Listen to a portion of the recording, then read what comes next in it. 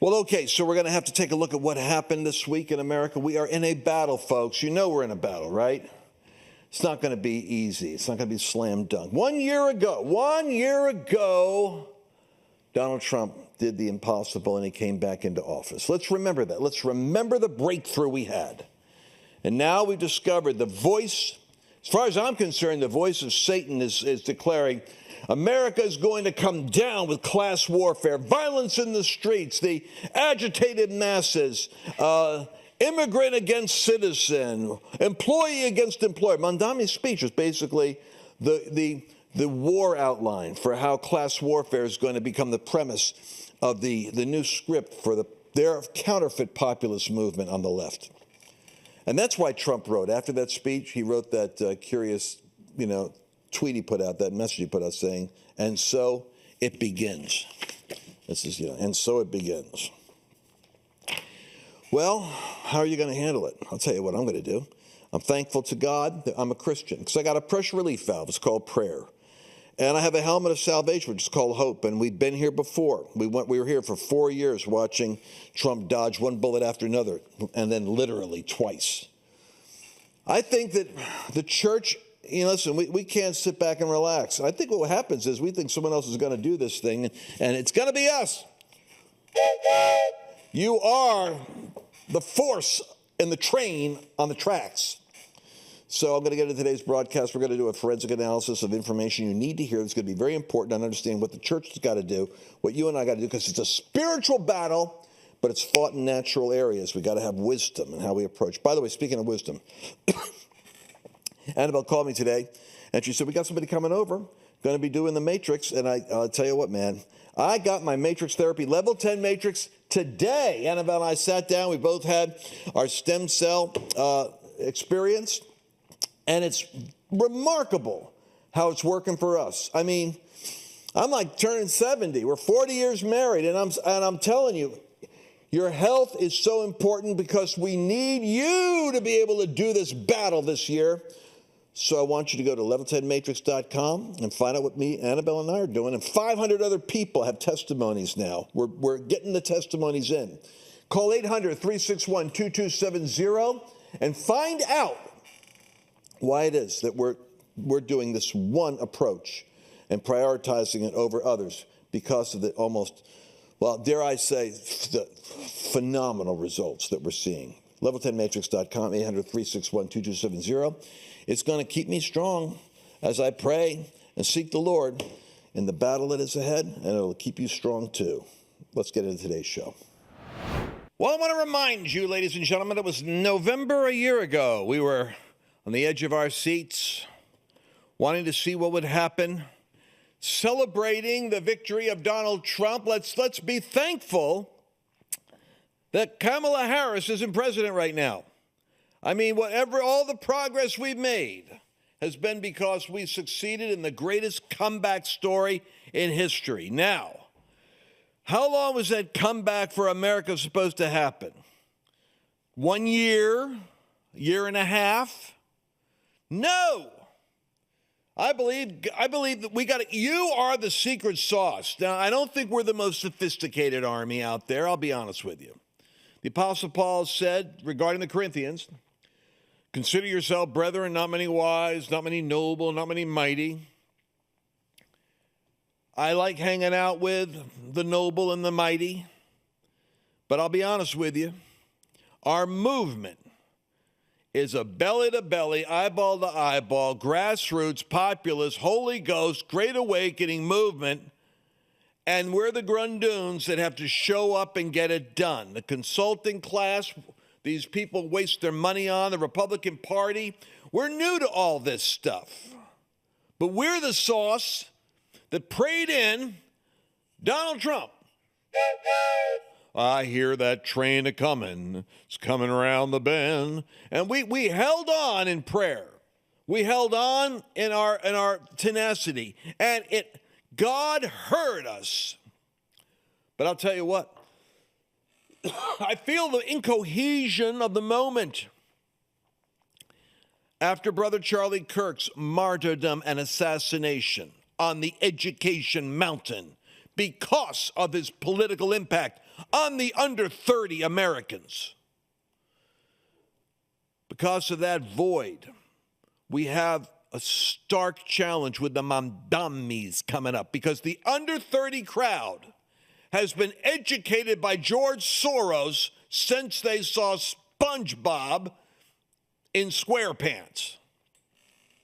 Your children grew up with the invasion of this Soros thing, and while men slept, an enemy programmed them to think the government's the enemy. America's founding is racist. We're actually gender queer and maybe don't know what sexuality we are. Hey, we don't even know whether we're a boy or a girl, because they had their brains so invaded by socialistic, trans, queer, revolutionary.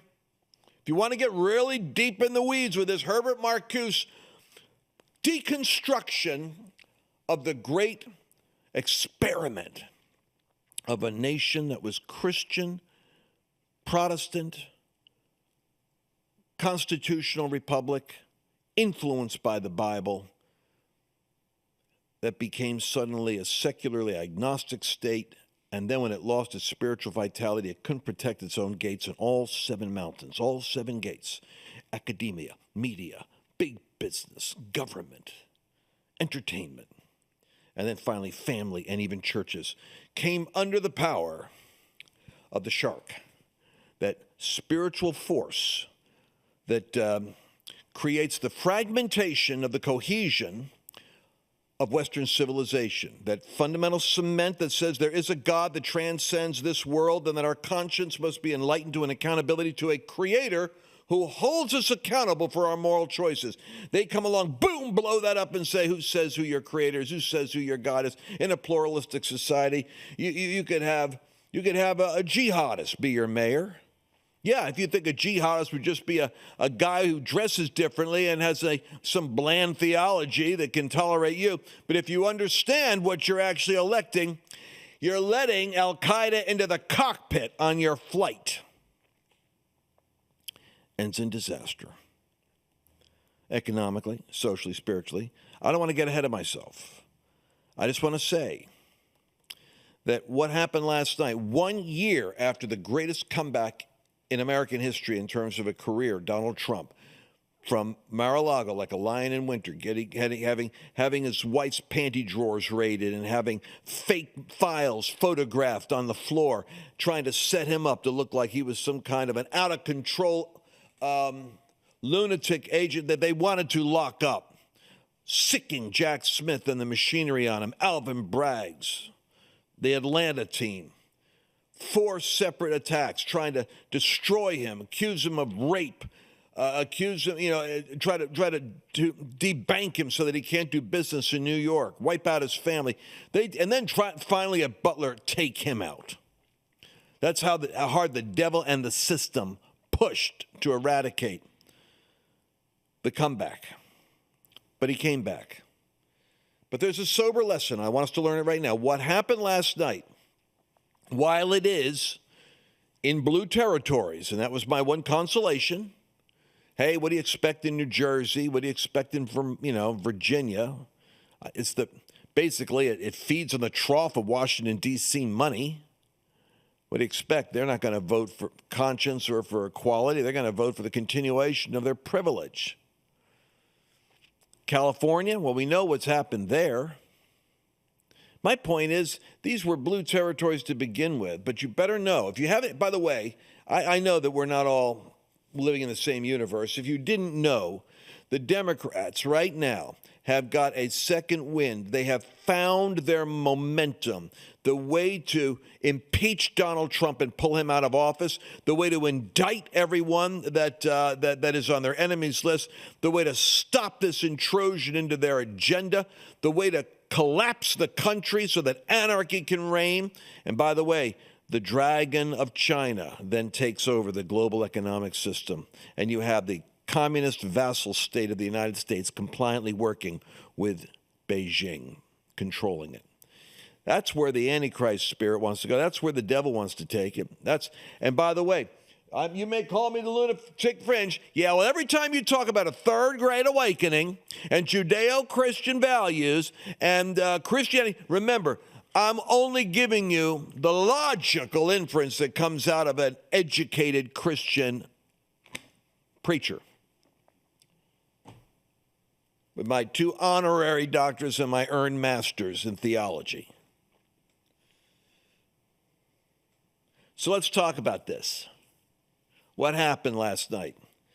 What bothers me is that New York City revealed something. It's like a litmus test. It reveals that the nature of the spiritual warfare is going to be class warfare, what we have hoped we could avoid.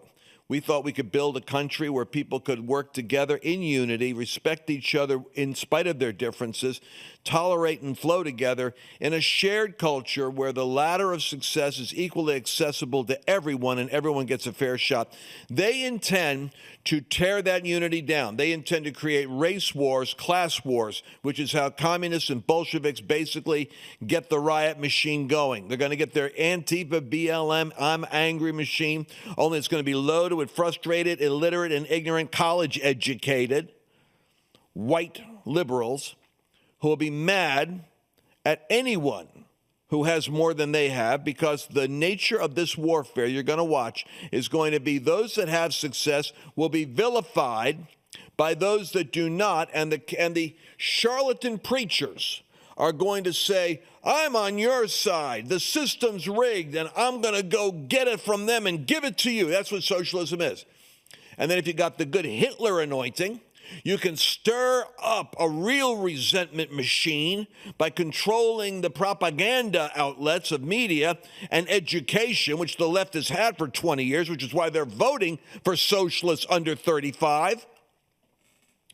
And what they'll do is they'll gin up that anger, because anyone that is succeeding needs to start to pay the price to make the other people successful too, by having what they've got taken from them, to level the playing field by force. Not by wisdom, not by philanthropy, not by creating a system where more people can participate and more people can win, but by creating a smaller pool of prosperity where those that have are subjugated by those that have not until nobody has anything. If I sound worked up today, it's probably because I spent the night doing some digging. For instance, I was in Flashpoint. We had Winsome Sears there. I mean, our Christian army is, like I said, we're not a sophisticated people, but we need to get sophisticated. We need to get smart. We liked her. She's a Christian. She ran. Why didn't she win? Many of you supported her, wrote letters for her, and things like that. She didn't win. The conventional wisdom is she wasn't really that good a candidate. I got 1 minute and 50 seconds on the clock. How long is that segment? 2 minutes and 20? 2:14? All right. I'll tell you what. Just play it. The race between Abigail Spanberger and Winsome Sears, to me, there's a lesson to be learned there, because we are seeing polls that are showing Abigail Spanberger further and further ahead. But Winsome Sears, she seemed to run on the same platform that Glenn Youngkin did. Now, it was successful for Glenn Youngkin, but that was in the wake of a lot of issues in Loudoun County, parental rights issues. Have those issues faded away for voters? They're not gone, but that was a tertiary issue during this election season. Mm-hmm. This is a great example of know your audience, Amanda. People were screaming at the top of their lungs. And when in Virginia, voters say that the economy is the #1 issue, or cost of living is, it doesn't necessarily mean the same thing as the rest of the country, because so much of the northern part of the state, the economy is obviously heavily reliant on the federal government. So it was going to be a challenging year for Republicans, given what Donald Trump has been doing. And that's not a bad thing, right? The rest of the country, Republicans definitely wanted Donald Trump to reduce the size and scope of government. The government shutdown everybody else is not that big of a thing. But when you get into Northern Virginia and the D.C. suburbs, Loudoun County, even outside of Fairfax, some more affluent areas, It is, right? Winsome Sears spent a lot of money and a lot of time running ads on transgender issues when all of the polling and all of the focus grouping was telling you to focus on cost of living and people's economic concerns. And I think this is similar to even what we're seeing in New York City. Republicans better not forget that they were elected on a domestic agenda to fix people's economic concerns, or at least to help address them. And if you don't, voters, they're not married to you, right? Especially not in a state like Virginia. Youngkin won, but it wasn't that big of a margin. He ran an almost flawless campaign. Sears was never going to be that level of a candidate. So, I mean, she should have been that, or a campaign too, should have been that much more aware of whether or not she was knowing her audience. And ultimately, I don't think any one of us who do this for a living will look back on this campaign and say that they did a good job. They didn't. All right, so we'll be right back. What if you could live younger and stronger for longer? Is it possible to reactivate your body's internal repair system the way God designed it? Are you or someone you love struggling with body degeneration and in search of some kind of an effective solution? At Level 10 Matrix, we believe that the power that created you can heal you, and that healing and regeneration are already encoded right inside your DNA. And whether it's due to injury or illness or aches or chronic pain or lack of energy, mental or physical decline, or the brain fog that seems to come with the aging process itself. If you want to revitalize your life now, then call 1-800-361-2270 or go to level10matrix.com. Now to claim your complimentary ebook, to schedule your complimentary no obligation, no pressure consultation. Remember, looking and feeling younger never gets old.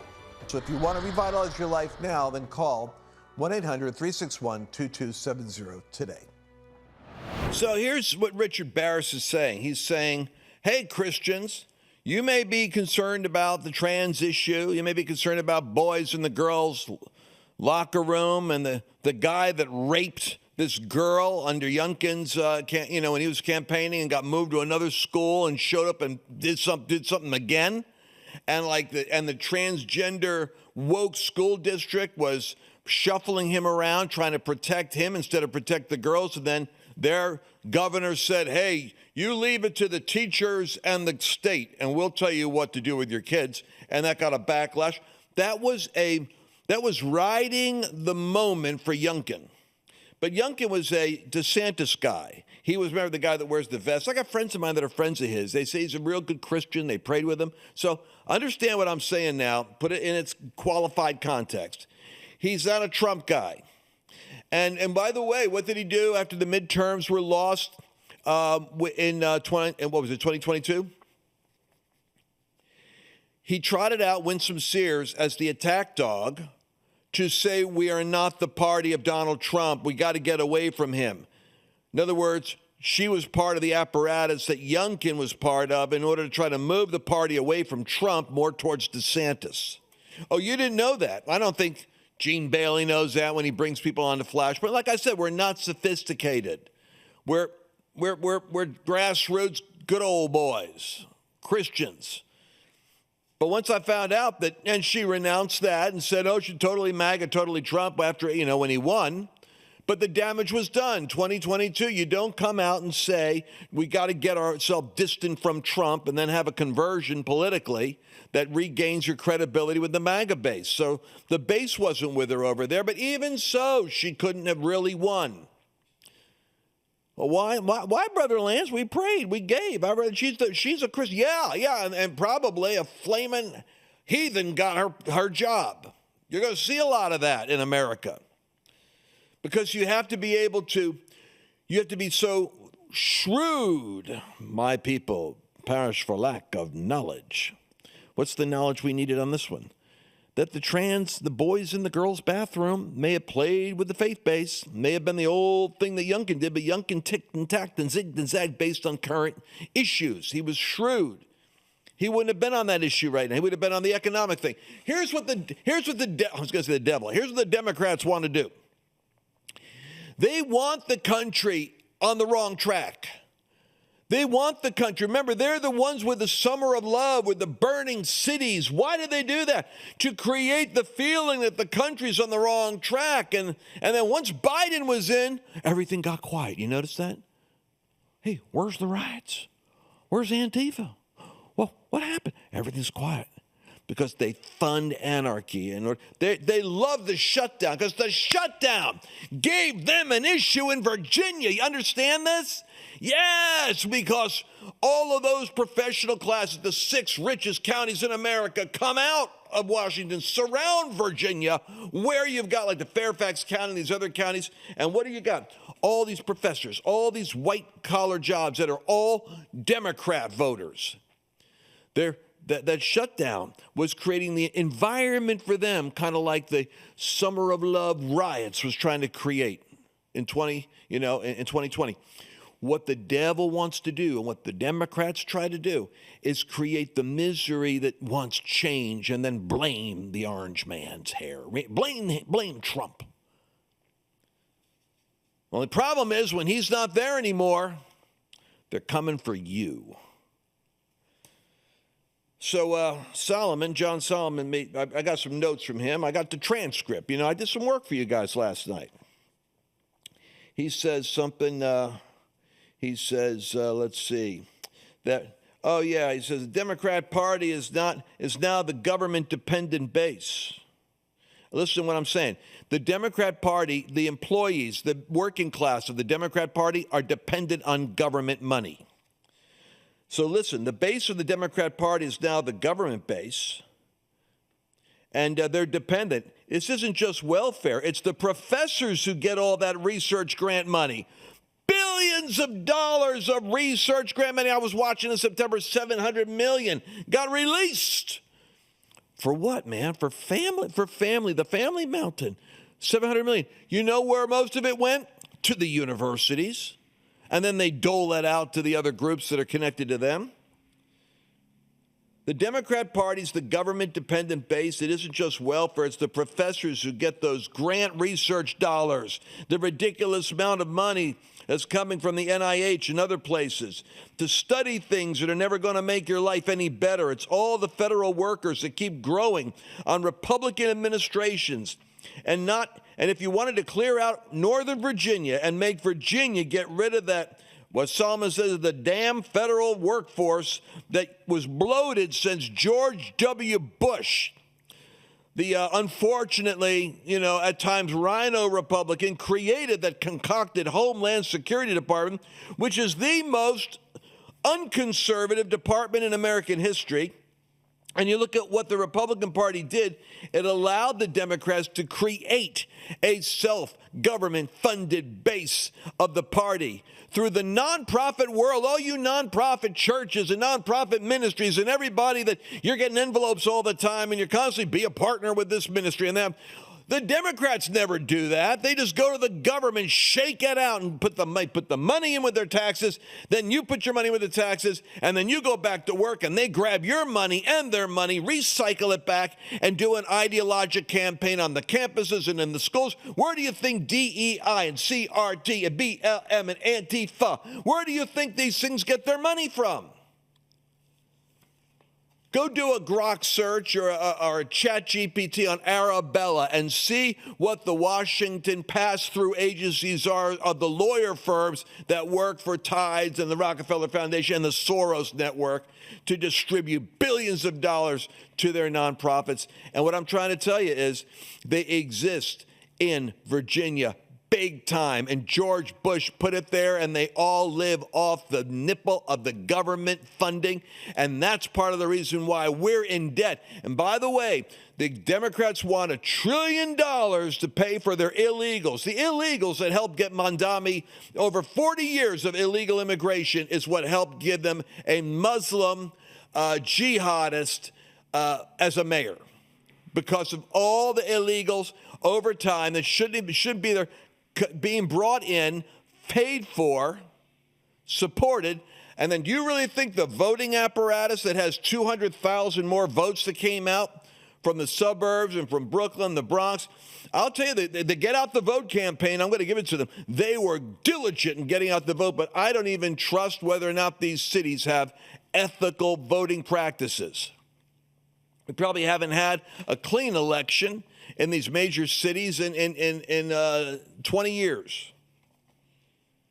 Anyway, the voters. So here's the point Solomon's making. We created a government-funded base in Virginia for all those government employees that make all that money in those 5 wealthy suburbs and counties around Washington, D.C. that bleed all the way into Virginia. Now listen to this.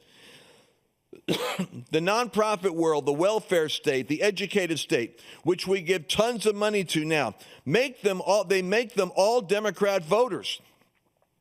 Then the federal bureaucracy, if the federal bureaucracy would shrink the government, shrink the base, when they don't have money, they're not going to have time to go out and vote. What we need to do is, and here's what he says, and by the way, you know I love the president. And I had a call today. I was supposed to talk to the Office of Budget Management. Here's what Solomon says. I'll call the president on this one. He really hasn't shrunk the government. Folks, listen to me. He really hasn't shrunk the government. It's still the same size as we had, and we did a couple of $1 billion here. We cut down with Musk over here and there. The workforce is the same size, and they're bloated in Virginia. And this is part of the reason why it will be perpetually Democrat, like New England. You're not going to see a Republican congressional seat come from Maine all the way down to Virginia and Maryland. And it's pathetic. Why? Billions of dollars coming from the government to government incentivized voters. And the workforce is the same size. It hasn't been cut. And it's going to be the same size unless somebody really has the courage to cut those university grants. Cut the university grants and stop listening to the congressmen who whine and say, well, my constituents need this and they need that, and the American taxpayers are listen, the Republican Party does not have the relationship with the voters that Donald Trump has. Here's a news flash. One of the reasons why we're having trouble in the midterms is that only like 2 out of 5 Republicans even voted in New York City. You got a dang Muslim coming in 25 years after 9/11, a jihadist. How is that possible? The under 40 voters, all educated by Soros with your tax dollars, with the teachers' unions, teaching them to hate America and think socialism and government is the answer, and then create an Obama-like, charismatic, young, youthful, telegenic, knows how to talk figure to an uneducated, educated class who comes along and says, they've got your money and I'm going to go get it and give it to you. It's time that we started dealing with the rigged system. You know, it's amazing. It's similar to how Trump got elected. He basically went out in the populist movement and said, the system's busted. The country's rigged. The uniparty, the swamp, I'm going to drain it. I'm here for the working class. I'm here for the people. Ironically, that's the populist movement that's counterfeit on the left that's about to hit. Only it'll be resentment and more assassinations and more violence versus how to fix a broken system so that we can all live together and prosper. And no, we have not cut we haven't gotten rid of the thousands of government jobs that are living off of the government money, and we need to. Those constituents. This is something the president does need to do. We need to shrink that government-sized workforce, or I don't think you're ever going to see a Republican victory except for an oddity like Youngkin in Virginia. You understand what I'm saying? If it sounds a little bit wound up, it's because I have to say it emotionally, because I don't want us to get lost in the sauce of simple Christian platitudes. You know, well, the Lord has his way in a whirlwind. Yeah, well, guess what? I'm not going to say that when it was probably wisdom that was lacking. I want to say it was God's will that we fail, because that's not the way the book actually says it. All right, so what do we know? We know that we do not want to lose the midterms. We know that the left is ginned up. It's got its angry little, it's living in its own thought bubble. We know that we need to have this awakening, this thing we talk about, we've got to get sober about having more power on penetrating the thought bubble of the deceptive thought bubble that's in the national narrative. We need to challenge it and derail it. The good news is, I'm going to cover this in the next broadcast. I have to end this one here, but the good news is that Mondami he's got the platform now. He's going to be the AOC, Bernie Sanders, radical left-wing mouthpiece for challenging Trump. Every single thing that screws up in New York, he's going to blame Trump on. He's going to say it's Trump's fault. But I wouldn't want to get into that battle with Donald Trump, because Trump and the entire movement is going to be able to look at the petri dish of New York. And for the next couple of years, we're going to show the crime, the corruption, the filth, the dysfunction, the poverty, the people moving out. So it's going to be an interesting story. I think we might get cured of the Marxist virus if the church can hit a tipping point. I'm talking about the church for a reason. We're in a spiritual warfare. And we've got to take this awakening to the next level. It won't work with just what we got with our little Christian group, Voting MAGA. We're going to have to actually engage the battle of ideas and get behind the champions that God's raising up. And I believe that God is going to show us the way to make this thing work. And He's going to put the pieces together so that it will work. By the way, I just looked at my arm. You know what I did? Like I said, I went and got my matrix this week. I actually believe that the maintaining your physical stamina, strength, vitality is indispensable to making this year the best year of your life.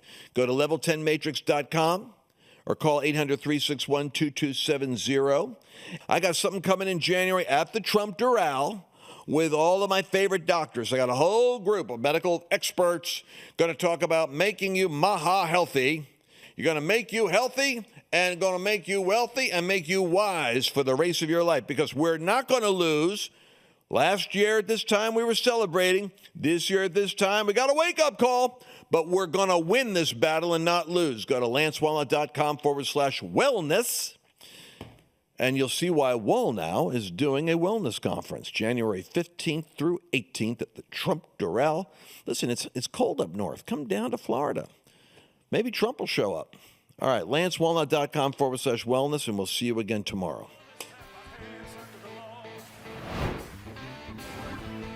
Did you enjoy this latest episode? Please remember to share it with your friends, because the more knowledge you have, the better equipped you are to navigate the world